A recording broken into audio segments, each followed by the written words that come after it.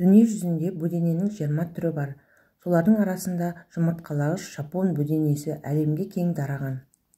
Бөдене өсіру Шығыс Азия елдерінде, соның ішінде Қытай, Жапония және Үндістанда айрықша дамыған.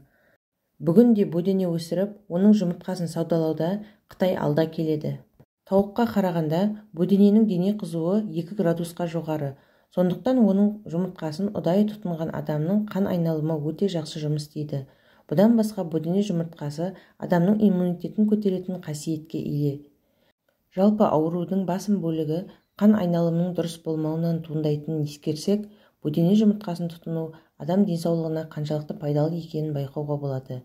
Бөдене жұмыртқасы өте бағалы диеталық өнім.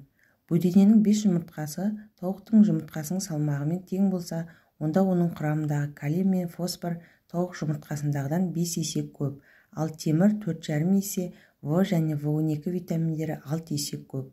Сондай-ақ олардың құрамындағы кальций, мыс, кобальт және түрлі амин қышқылдары тауық жұмыртқасындағыдан әлде қайда жоғары.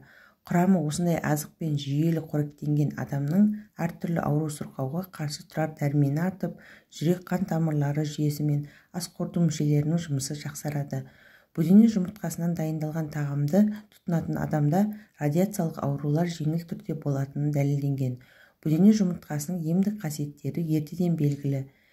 Әрдайым 4-5 жұмыртқа жеп отырсаңыз, бұлшық ет жүйесі мен сүйектер қатаяды, қан қысымы төмендейді, жүрек, бүйрек, өкпе, асқазан ауруларын емдеуге көмектеседі. Бөденелердің басты артықшылығы олардың кішігірім шұбар ала жұмыртқалары. Олар витаминдер мен амин қышқылдарына өте бай, гипоаллергенді. Бөдененің қалыпты дене қызуы 42 градус болғандықтан, оның сальмонеллез, құс тұмауы сияқты жұқпалы дерттерге қарсы тұру қабілеті күшті. Сол себепті оның жұмыртқасын шикідей жұту өте пайдалы. Жапония мен Қытайда да бірнеше ғасырдан бері оның еті мен жұмыртқасын халық медицинасында пайдаланып келеді. Тіпті Жапонияда да мектеп оқушыларының таңертеңгі ас мәзіріне бөдененің 2 жұмыртқасы міндетті түрде енгізіледі екен. Бұл балаларды бөртпе мен диатезден құтқарады. Сондай-ақ баланың ойлау қабілетін арттырады. Осының арқасында жапон халқы денсаулығын түзеп, ойлау қабілетін дамытты. Бүгінде жоғары деңгейде дамыған мемлекеттердің көшін бастап келеді. Бөдененің еті холестеринсіз, жұмыртқасы дәрумендігі жағынан тауықтан 3 есе құнарлы, амин қышқылы микроэлементтерге бай. Бөдене жұмыртқасын үнемі жейтін балалардың жұқпалы аурулармен ауырмайтыны дәлелденді.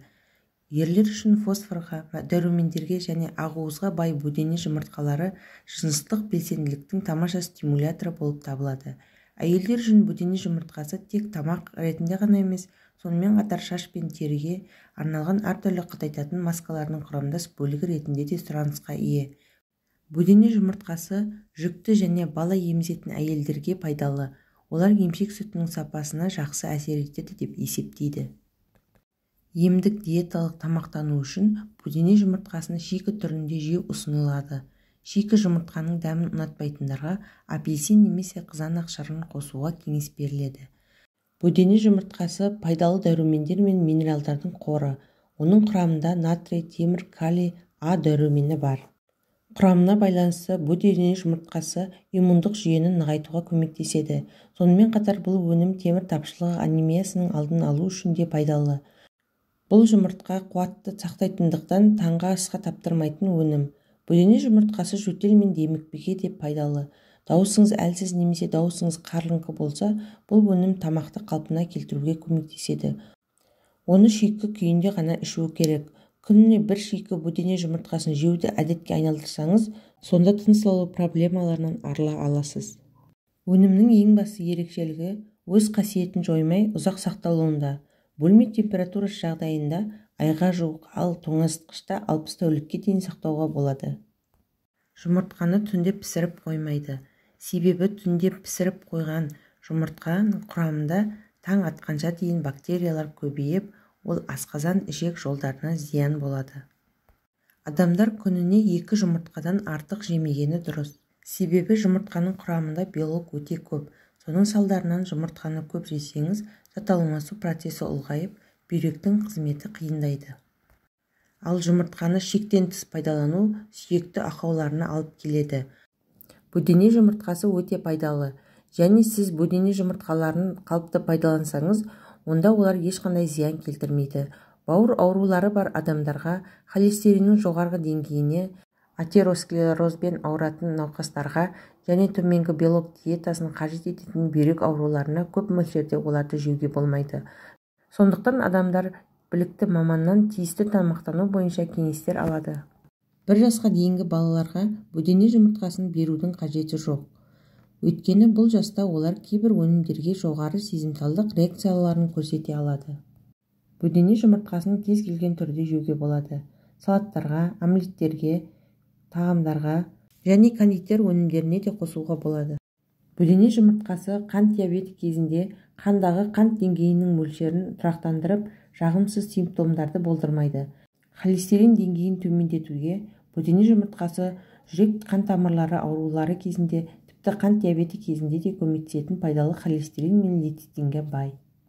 Бөдене жұмыртқасы қан аздыққа, анемияға, бас ауруына, демікпе мен туберкулезге, қан қысымының көтеріліп және түсіп кетуін реттеуге, суық тию мен тұмауға, асқазан ішек жолдарына, әсіресе асқазан жарасы мен гастритке дала құсының жұмыртқасы таптырмас ем. Бөдене жұмыртқасымен емделуді әлем мойындады. Көптеген ауруларға ем немесе аурудың ауыр кезеңін жайлап жүргізеді. Бөдене жұмыртқасы аллергия бермейді, керісінше оны емдейді. Бөдене жұмыртқасында холестерин жоқ, сондықтан онымен қанды тазалайды, қан қысымын ретке келтіреді, гемоглобинді көтереді. Бөдене жұмыртқасы жүрекке және операциядан кейін ағзаны қалпына келтіреді. Ғалымдардың зерттеуі бойынша бөдене еті мен жұмыртқасы стрессті қалпына келтіреді. Олар ағзадағы тұзды шығарады, май басудан сақтайды, ұмытшақтықтан қорғайды. Бөдене жұмыртқасын тек ем ретінде ғана пайдаланып қоймай, оны косметикада да қолданады. Оның жұмыртқасының құрамына кіретін тирозин амин қышқылы косметика саласында ең қажет өнім болып саналады. Әртүрлі маскалар жасау үшін, тырнаққа арналған лактерге, кремдерге, көз қабағына жағатын тендерге қолданады. Бір жұмыртқаның құрамында орта есеппен 76 калория ғана бар, ал майлылығы 10%. Жұмыртқа бет күтіміне де пайдалы. Бір жұмыртқа мен бір ас қасық балды араластырып, бетіңізге шағып 15-20 минут жатып демалыңыз. Кейін жылы сумен шайып жіберіңіз. Бетіңіздің тазарып, нәрленіп, теріңіз тартылғанын аңғаруға болады. Жұмыртқаның сарысын шашыңызға жағып, 1-1,5 сағаттан кейін жылы сумен жуып жіберіңіз. Бұл ем шашыңыздың жылтыр болуына көмектеседі. Көптеген диеталардың мәзірінде жұмыртқа кездесіп жатады. Себебі оның арқасында артық салмақтан арылуға және салмақты бір қалыпты ұстауға болады. Шаш өсімі мен көздің көруін жақсартамын, тістерім маржандай таза, сүйектерім мықты болсын десеңіз, ас мәзіріңізге қосыңыз. Жұмыртқа ағзаны түрлі инфекциялардан қорғап, иммунитетті күшейтеді. Дені сау адам табиғаттың ең қымбат жемісі. Деніңіз сау болсын. Видеоның соңына дейін қарағаныңызға рахмет. Видео ұнаса, лайк басып, пікір қалдыруды ұмытпаңыз.